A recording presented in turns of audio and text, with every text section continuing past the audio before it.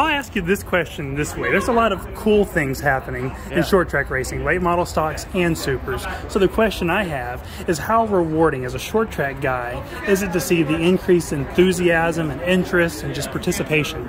Well, I think grassroots, especially asphalt racing, has been sitting there wondering when it'd be our turn, right? There's been a massive amount of interest and growth in dirt grassroots racing, and everybody sees the purses and everything else going up, and how amazing the interest and excitement is around that. And I think that the pavement racers have kind of been wondering when we might see some of that turn for us a little bit. And it's been some very difficult times, some very lean times for owners, car owners, track owners, promoters, and I just hope that, I think there's a nice bit of momentum going forward. There's a lot of great interest around it, and I think managed properly, and everybody's got amazing intentions, and but managed properly, and really trying to look out for the economy of it all, the affordability of it all, trying to take care of these racetracks for their survival, making things really exciting for owners and drivers.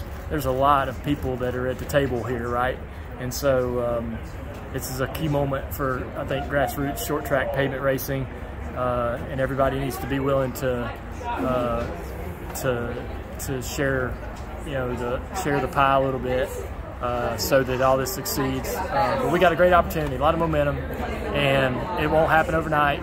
But there's some good opportunity here for us to sort of revive interest across the board.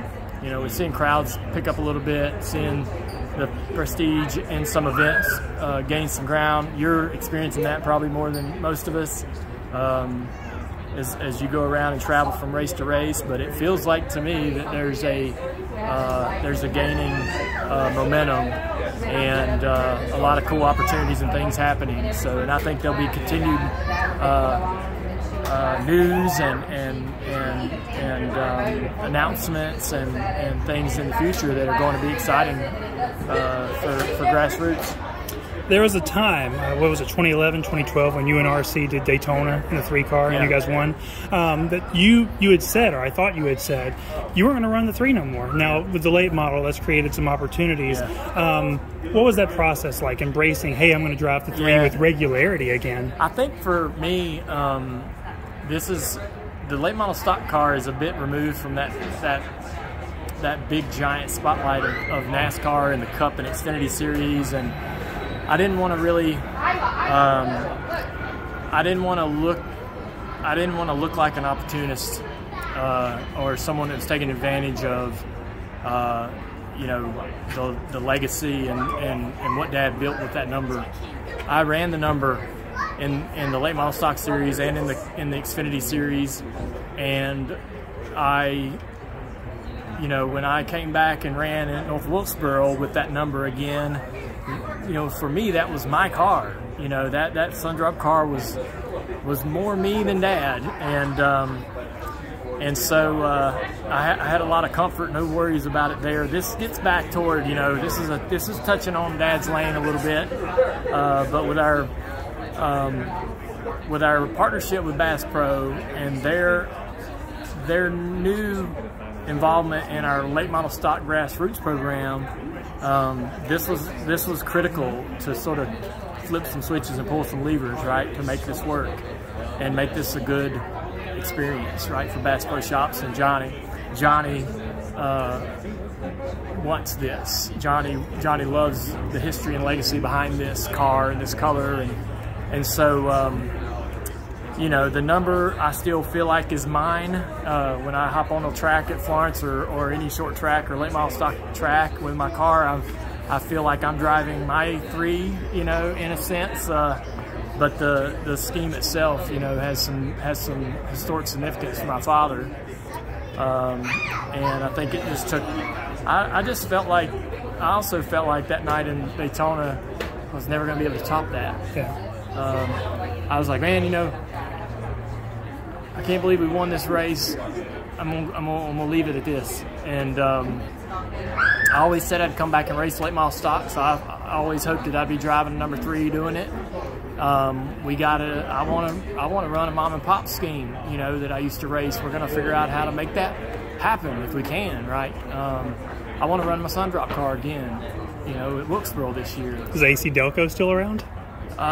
Maybe, I don't know, you know, but that'd be cool too. Yeah. So, you know, I'm having a lot of fun with the late model stock car and what could be. Between me and my wife, you know, sitting down, looking at our schedule and our family plans and all that, I think 1 to 3 races is sort of in my window of opportunity each year, and you know, gonna enjoy it while I can. Right? We got fast cars, and we got a lot of momentum with Carson, and the reason why the cars are fast is because of that team and Carson and what they try to achieve every week. So I'm so lucky to be like this guy that gets to show up and hop in the best car in the series, right? And I'm trying to appreciate that. I should have done this a long time ago. Procrastinated, worried about getting my butt kicked, but I went and had such a great time at Wilkesboro, and I'm okay. I'm ready to go. Last one for you. Saturday, you've got a lot of irons in the fire. How do you balance each of those agendas or enthusiasms or just the vibes? How do you manage each of those 3 opportunities?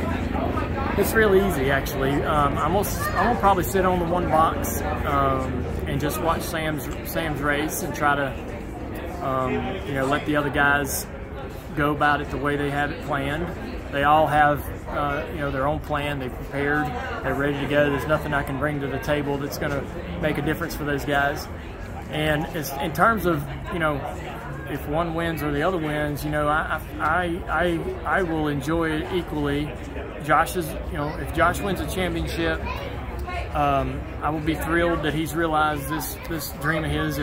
You know, if Justin wins it, it's well deserved and something that I hope he gets before his career comes to an end.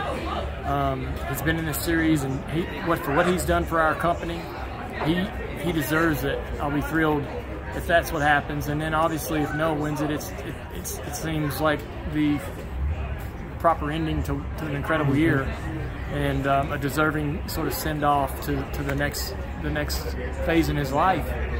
So I will be disappointed for all of them, equally excited for all of them, one way or another. And we just got to hope that we don't let the 54 beat us. You know,